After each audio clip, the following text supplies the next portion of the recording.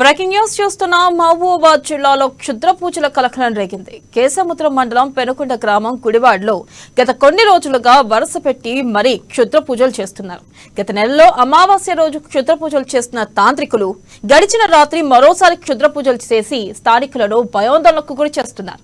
చిన్న బొమ్మలా చేసి పసుపు కుంకుమలు చల్లి సొంత ఇంటి ముందర వేస్తున్నారని స్థానికులు ఆరోపిస్తున్నారు.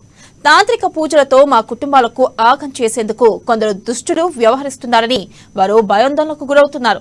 ఇప్పటికైనా అధికారులు చేరుకొని ఘటనపై తగు చర్యలు తీసుకోవాలని వారు కోరుతున్నారు.